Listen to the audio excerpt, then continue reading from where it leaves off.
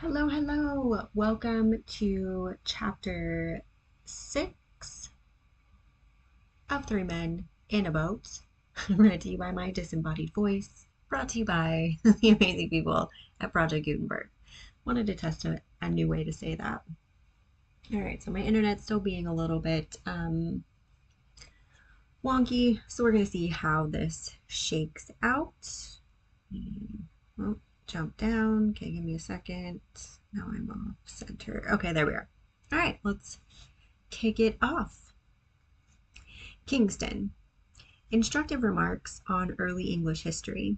Instructive observations on carved oak and life in general. Sad case of Stivings, not quite sure how to pronounce that. Junior. Musings on antiquity. I forget that I am steering. Interesting result. Hampton Court Maze. Harris as a guide. It was a glorious morning, late spring or early summer, as you care to take it, when the dainty sheen of grass and leaf is blushing to a deeper green, and the year seems like a fair young maid, trembling with strange, wakening pulses on the brink of womanhood. The quaint back streets of Kingston, where they came down to the water's edge, looked quite picturesque in the flashing sunlight. The glinting river with its drifting barges, the wooded tow-path, the trim-kept villas on the other side. Harris, in a red and orange blazer, grunting away at the sculls, the distant glimpses of the gray old palace of the Tudors, not quite sure how to pronounce that either, bear with me, all made a sunny picture, so bright but calm, so full of life, and yet so peaceful, that early in the day, though it was, I felt myself being dreamily lulled off into a musing fit. I mused on Kingston, or Coningston, as it were once called in the days when Saxon kings were crowned there. Great Caesar crossed the river there, and the Roman legions camped upon its sloping uplands. Caesar, like in later years, Elizabeth seems to have stopped everywhere. Only he was more respectable than good Queen Bess. He didn't put up at the public houses. She was nuts on public houses, was England's virgin queen.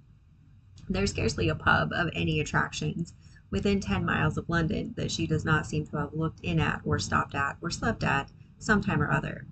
I wonder now, supposing Harris, say, turned over a new leaf and became a great and good man and got to be prime minister and died, if they would put up signs over the public houses that he had patronized. Harris had a glass of bitter in this house. Harris had 2 of Scotch cold here in the summer of '88. Harris was chucked from here in December 1886. No, there would be too many of them. It would be the houses that he had never entered that would become famous. Only house in South London that Harris never had a drink in. The people would flock to see it. The people would flock to see what could have been the matter with it. So he's both judging the Queen for stopping at all of them and judging Harris for the few that he didn't make it to. That's fantastic. How poor, weak-minded King Edwy must have hated Kyngaston. Now I don't know how to read it. Okay. The coronation feast had been too much for him. Maybe boar's head stuffed with sugar plums did not agree with him. It wouldn't with me, I know. And he had had enough of sack and mead. So he slipped from the noisy revel to steal a quiet moonlight hour with his beloved Elgiva. Yep, there's going to be a whole lot of mispronunciations in this one. Perhaps from the casement, standing hand in hand, they were watching the calm moonlight on the river, while from the distant halls the boisterous revelry floated in broken bursts of faint heard din and tumult. Then brutal Odo and Saint Dunstan force their rude way into the quiet room and hurl coarse insults at the sweet-faced queen and drag poor Edwy back to the loud clamor of the drunken brawl. Years later, to the crash of battle music, Saxon kings and Saxon revelry were buried side by side, and Kingston's greatness passed away for a time, to rise once more when Hampton Court became the palace of the Tudors and the Stuarts, and the royal barges strained at their moorings on the river's bank, and bright cloaked gallants swaggered down the water steps to cry, "What ferry ho! Gadzooks! Gramercy!" Many of the old houses round about speak very plainly of those days when Kingston was a royal borough, and nobles and courtiers lived there near their king, and the long road to the palace gates was gay all day with clanking steel and prancing palfreys and rustling silks and velvets and fair faces. The large and spacious houses, with their oriel latticed windows, their huge fireplaces, and their gabled roofs, breathe of the days of hose and doublet, of pearl embroidered stomatures and complicated oaths. They were appraised in the days when men knew how to build. The hard red bricks have only gotten more firmly set with time, and their oak stairs do not creak and grunt when you try to go down them quietly. Speaking of oak staircases, reminds me that there is a magnificent carved oak staircase in one of the houses in Kingston. It is a shop now in the marketplace, but it was evidently once the mansion of some great personage. A friend of mine, who lives at Kingston, went in there to buy a hat one day, and in a thoughtless moment put his hand in his pocket and paid for it then and there. The shopman, he knows my friend, was naturally a little staggered at first, but quickly recovering himself and feeling that something ought to be done to encourage this sort of thing, asked our hero if he would like to see some fine old carved oak. My friend said he would, and the shopman thereupon took him through the shop and up the staircase of the house. The balusters were a superb piece of workmanship, and the wall all the way up was oak paneled with carving that would have done credit to a palace. From the stairs they went into the drawing room, which was a large bright room, decorated with a somewhat startling though cheerful paper of a blue ground. There was nothing, however, remarkable about the apartment, and my friend wondered why he had been brought there. The proprietor went up to the paper and tapped it. It gave forth a wooden sound. Oak, he explained. All carved oak, right up to the ceiling, just the same as you saw on the staircase. But great Caesar, man, expostulated my friend, you don't mean to say you have covered over carved oak with blue wallpaper? Yes, was the reply. It was expensive work. Had to matchboard it all. Oh my God, this sentence makes no sense to me. Had to matchboard it all over first, of course. But the room looks cheerful now. It was awful gloomy before. I can't say I altogether blame the man, which is doubtless a great relief to his mind. From his point of view, which would be that of the average householder, desiring to take life as lightly as possible and not that of the old curiosity shop maniac, there is reason on his side. Carved oak is very pleasant to look at and to have a little of, but it is no doubt somewhat depressing to live in. For those who fancy it does not lie that way, it would be like living in a church. No, what was sad in his case was that he, who didn't care for carved oak, should have his drawing room paneled with it, while people who do care for it have to pay enormous prices to get it. It seems to be the rule of this world. Each person has what he doesn't want, and the other people have what he does want. Married men have wives and don't seem to want them, and young single fellows cry out that they can't get them. Poor people who can hardly keep themselves have 8 hearty children. Rich old couples with no one to leave their money to die childless. Then there are girls with lovers. The girls that have lovers never want them. They say they would rather be without them, that they bother them, and why don't they go and make love to Miss Smith and Miss Brown, who are plain and elderly and haven't got any lovers? They themselves don't want lovers. They never mean to marry. It does not do well on these things. It makes one so sad. There was a boy at our school. We used to call him Sanford and Merton. His real name was Stivings. He was the most extraordinary lad I ever came across. I believe he really liked study. He used to get into awful rows for sitting up in bed and reading Greek, and as for French irregular verbs, there was simply no keeping him away from them. He was full of weird and unnatural notions about being a credit to his parents and an honor to the school, and he yearned to win prizes and grow up and be a clever man, and had all those sorts of weak-minded ideas. I never knew such a strange creature, yet harmless, mind you, as the babe unborn. Well, That boy used to get ill about twice a week so that he couldn't go to school. There never was such a boy to get ill as that Stanford and Merton. If there was any known disease going within 10 miles of him, he had it, and had it badly. He would take bronchitis in the dog days and have hay fever at Christmas. After a 6 weeks period of drought, he would be stricken down with rheumatic fever, and he would go out into a November fog and come home with a sunstroke. Aw, poor dude. They put him under laughing gas one year, poor lad, and drew all his teeth, and gave him a false set, because he suffered so terribly with toothache. And then it turned out to neuralgia and earache. He was never without a cold, except once for 9 weeks, while he had scarlet fever, and he always had chilblains. During the great cholera scare of 1871, our neighborhood was singularly free from it. There was only one reputed case in the whole parish. That case was young Stivings. I'm not quite sure. He had to stop in bed when he was ill and eat chicken and custards and hot house grapes. And he would lie there and sob because they wouldn't let him do Latin exercises and took his German grammar away from him. Aww. And we other boys, who would have sacrificed 10 terms of our school life for the sake of being ill for a day, and had no desire whatever to do our parents any exercise for being stuck up about us, couldn't catch so much as a stiff neck. We fooled about in droughts, and it did us good, and freshened us up. And we took things to make us sick, and they made us fat, gave us an appetite. Nothing we could think of seemed to make us ill until the holidays began. Then on the breaking up day, we caught colds and whooping cough and all kinds of disorders, which lasted till the term recommenced, when, in spite of everything we could maneuver to the contrary, we would get suddenly well again and be better than ever.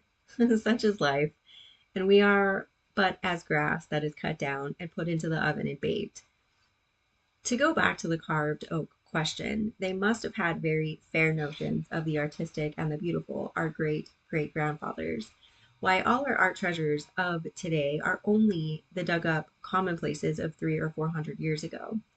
I wonder if there is real intrinsic beauty in the old soup plates, bear mugs, and candle snuffers that we prize so now, or if it is only the halo of age glowing around them that gives them their charms in our eyes. The old blue that we hang about our walls as ornaments were the common everyday household utensils of a few centuries ago, and the pink shepherds and the yellow shepherdesses that we hand round now for all our friends to gush over and pretend they understand were the unvalued mantle ornaments that the mother of the 18th century would have given the baby to suck when he cried. Will it be the same in the future? Will the prized treasures of today always be the cheap trifles of the day before? Will rows of our willow pattern dinner plates be ranged above the chimney pieces of the great in the years 2000 and odd? Will the white cups with the old rim and the beautiful gold flower inside, species unknown, that our Sarah Janes now break in sheer light-heartedness of spirit, be carefully mended and stood upon a bracket and dusted only by the lady of the house? Well, we probably won't have a lady of the house, but where is my cursor? There you are. Okay. Okay, we still have a delay. Good to know. That china dog that ornaments the bedroom of my furnished lodgings. It is a white dog. Its eyes blue. Its nose is a delicate red with spots. Its head is painfully erect. Its expression is immobility carried to verge of imbecility. I do not admire it myself. Considered as a work of art, I may say it irritates me.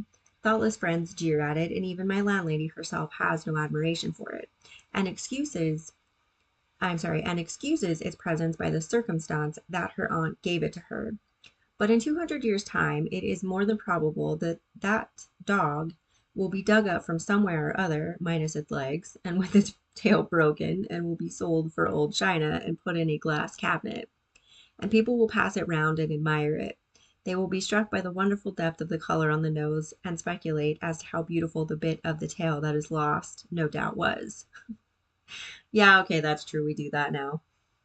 We in this age do not see the beauty of that dog. We are too familiar with it. It is like the sunset and the stars. We are not awed by their loveliness because they are common to our eyes. So it is with that China dog. In 2288, people will gush over it. The making of such dogs will have become a lost art. Our descendants will wonder how we did it and say how clever we were. We shall be referred to lovingly as those grand old artists that flourished in the 19th century and produced those China dogs. The sampler that the eldest daughter did at school will be spoken of as tapestry of the Victorian era, and be almost priceless. The blue and white mugs of the present day roadside inn will be hunted up all cracked and chipped and sold for their weight in gold, and rich people will use them for claret cups. And travelers from Japan will buy up all the presents from Ramsgate and souvenirs of Margate that may have escaped destruction and take them back to Jeddo as ancient English curios. At this point, Harris threw away the skulls, got up and left his seat, and sat on his back, and struck his legs in the air. Montmorency howled and turned a somersault, and the top hamper jumped up, and all the things came out. I was somewhat surprised, but I did not lose my temper. I said, pleasantly enough, "Holla! Hulloa!" I'm not sure how to say that. Hulloa! What's that for? What's that for? Why, no, on second thoughts, I will not repeat what Harris said. I may have been to blame, I admit it, but nothing excuses violence of language and coarseness of expression, especially in a man who has been carefully brought up, as I know Harris has been. I was thinking of other things and forgot, as anyone might easily understand, that I was steering, and the consequence was that we had got mixed up a good deal with the towpath. It was difficult to say for the moment which was us and which was the Middlesex bank of the river, but we found out after a while and separated ourselves. Harris, however, said he had done enough for a bit and proposed that I should take a turn. So, as we were in, I got out and took the tow line and ran the boat on past Hampton Court. What a dear old wall that is, that runs along by the river there. I never pass it without, sorry, something twitched. I never pass it without feeling better for the sight of it. Such a mellow, bright, sweet old wall. What a charming picture it would make, with the lichen creeping here and the moss growing there, a shy young vine peeping over the top at this spot to see what is going on upon the busy river, and the sober old ivy clustering a little farther down. There are 50 shades and tints and hues in every 10 yards of that old wall. If I could only draw and knew how to paint, I could make a lovely sketch of that old wall, I'm sure. I've often thought I should like to live at Hampton Court. It looks so peaceful and so quiet, and it is such a dear old place to ramble round in the early morning before many people are about. But there, I don't suppose I should really care for it when it came to actual practice. It would be so ghastly dull and depressing in the evening, when your lamp cast uncanny shadows on the paneled walls and the echo of distant feet rang through the cold stone corridors, and now drew nearer and now died away, and all was death-like silence, save the beating of one's own heart. We are creatures of the sun, we men and women. We love light and life. That is why we crowd into the towns and cities, and the country grows more and more deserted every year. In the sunlight, in the daylight, when nature is alive and busy all around us, we like the open hillsides and the deep woods well enough. But in the night, when our Mother Earth has gone to sleep and left us waking, oh, the world seems so lonesome and we get frightened like children in a silent house. Then we sit and sob and long for the gaslit streets and the sound of human voices and the answering throb of human life. We feel so helpless and so little in the great stillness when the dark trees rustle in the night wind. There are so many ghosts about, and their silent sighs make us feel so sad. Let us gather together in the great cities and light huge bonfires of a million gas jets and shout and sing together and feel brave. No, man, just go to bed. It's time for bed. Harris asked me if I'd ever been in the maze at Hampton Court. He said he went in once to show somebody else the way. He had studied it up in a map, and it was so simple that it seemed foolish, hardly worth the 2 pence charged for admission. Harris said he thought that map must have been got up as a practical joke, because it wasn't a bit like the real thing and only misleading. It was a country cousin that Harris took in. He said, "We'll just go in there so that you can say you've been, but it's very simple. It's absurd to call it a maze. You keep on taking the first turning to the right. We'll just walk around for 10 minutes and then go and get some lunch." Oh no. They met some people soon after they had got inside who said they had been there for 3/4 of an hour and had had about enough of it. Harris told them they could follow him if they liked. He was just going in and then should turn round and come out again. They said it was very kind of him and fell behind and followed. They picked up various other people who wanted to get it over as they went along until they had absorbed all the persons in the maze. People who had given up all hopes of ever getting either in or out, or of ever seeing their home and friends again, plucked up courage at the sight of Harris and his party and joined the procession, blessing him. Harris said he should judge there must have been 20 people following him in all, and one woman with a baby who had been there all the morning insisted on taking his arm for fear of losing him. Harris kept on turning to the right, but it seemed a long way, and his cousin said he supposed it was a very big maze. "Oh, one of the largest in Europe," said Harris. "Yes, it must be," replied the cousin, "because we've walked a good 2 miles already." Harris began to think it rather strange himself, but he held on until, at last, they passed the half of a penny bun on the ground that Harris's cousin swore he had noticed there 7 minutes ago. Harris said, "Oh, impossible!" But the woman with the baby said not at all, as she herself had taken it from the child and thrown it down there just before she met Harris. She also added that she wished she never had met Harris, and expressed an opinion that he was an impostor.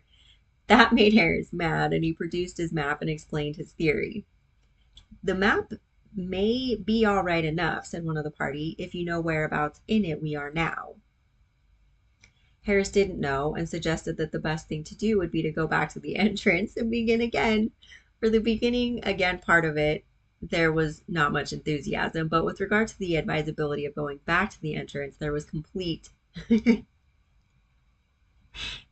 unanimity, and so they turned and trailed after Harris again in the opposite direction. About 10 minutes more passed, and then they found themselves in the center.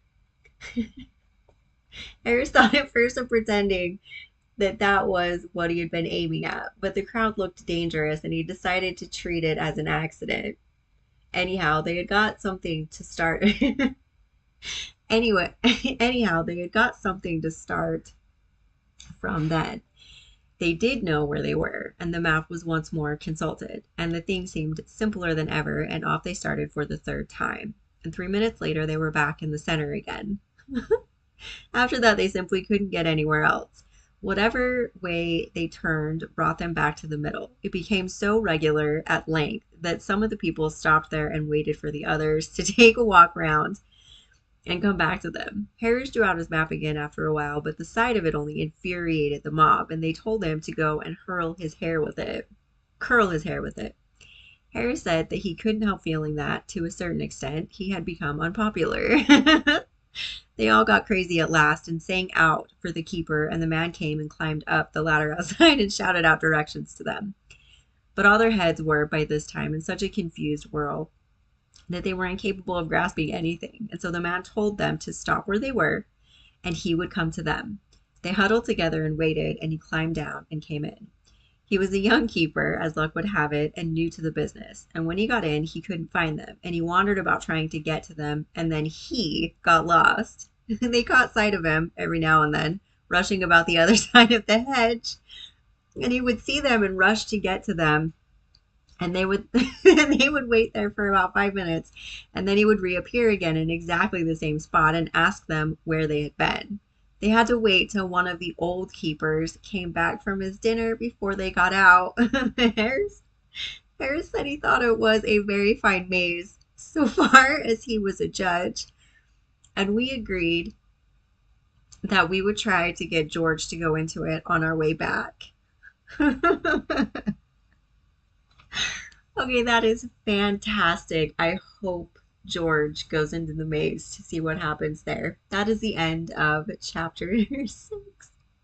That is the end of chapter 6. I hope you found that as enjoyable as I did. That maze part was quite hysterical. I am really excited to see what happens next. This is actually turning out to be a lot funnier than I really thought an old school book could be. So I hope you guys are enjoying it as well.